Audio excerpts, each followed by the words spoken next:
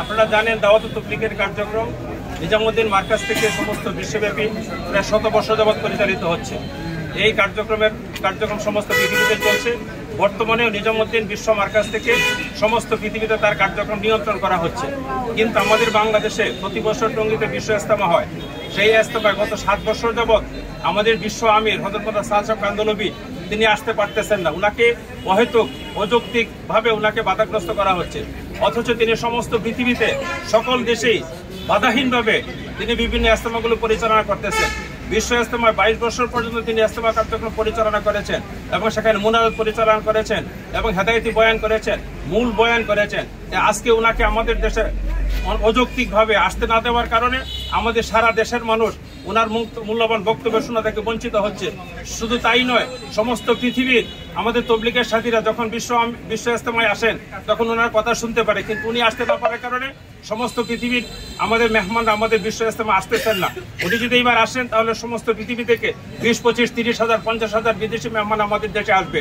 এটা আমাদের দেশের ভাবমূর্তিকে অনেক উন্নত করবে।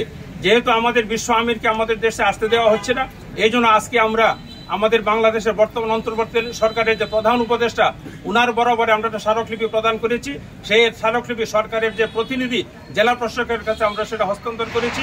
তিনি সেটাকে গ্রহণ করেছেন এবং আপনারা এতক্ষণ শান্তিপূর্ণভাবে যে অবস্থান করেছেন সেই বিষয়টাকে তারা সুন্দরভাবে সেটাকে তিনি গ্রহণ করেছেন, আমাদের শান্তিপূর্ণ অবস্থানটাকে। এবং আমাদের সারা বাংলাদেশের তবলিগের কাজ আপনারা জানেন বাধাগ্রস্ত হইতেছে। বিভিন্ন মার্কাজগুলো তারা অবৈধভাবে অযৌক্তিকভাবে তারা দখল করে রেখেছে। আমাদের কিশোরগঞ্জ জেলা মার্কাজ মসজিদ, এই মসজিদকেও তারা অন্যায়ভাবে তারা দখল করে রেখেছে। এই মার্কাজ মসজিদের মূল দলিল 2010 সালে দলিল দাতা দলিলদের নিঃশর্তবান হয়েছেন। এরপরে 2020 সালে ওনার কাছ থেকে আরেকটা দলিল নতুন করে করিয়ে নিয়েছে, যেটার কোনো ভিত্তি নেই বলে আমাদের কিশোরগঞ্জের সদরের জজ সাহেব যেটা সুস্পষ্ট ভাষায় বলছেন 2010 সালের দলিলের পরে 2020 সালের দলিলের কোনো প্রকার ভিত্তি নেই, বরং এটা পাওয়ার হচ্ছে 0। এরপরেও আমাদের জেলা প্রশাসক এবং আর্মি প্রশাসন এবং জজ সাহেব সবারই একই মন্তব্য, একই সিদ্ধান্ত তাদের। 2018 সাল থেকে তবলিগের কার্যক্রম ভাগাভাগি হওয়ার পর থেকে যেভাবে মার্কাজ মসজিদের আমলগুলো দিন ভাগ করে চলতেছিল সেইভাবে আপনারা পৃথক দিন আগের মতো কার্যক্রম পরিচালনা করেন। জেলা প্রশাসনের সিদ্ধান্ত, আর্মির সিদ্ধান্ত, কোর্টের সিদ্ধান্ত, কোন সিদ্ধান্ত তারা না মেনে একচ্ছত্রভাবে তারা মার্কাজ মসজিদ দখল করে রেখেছে।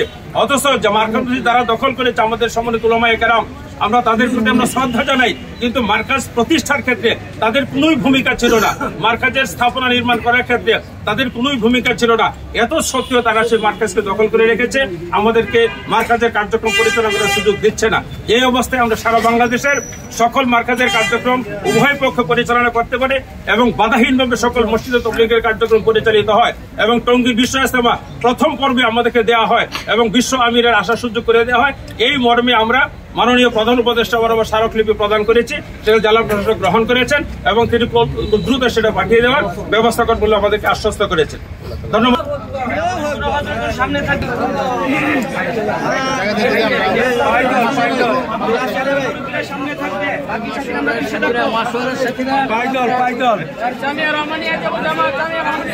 জামিয়া রহমানিয়া যাবে, মার্কাতুল মার্কাজ যাবে, সব সাথী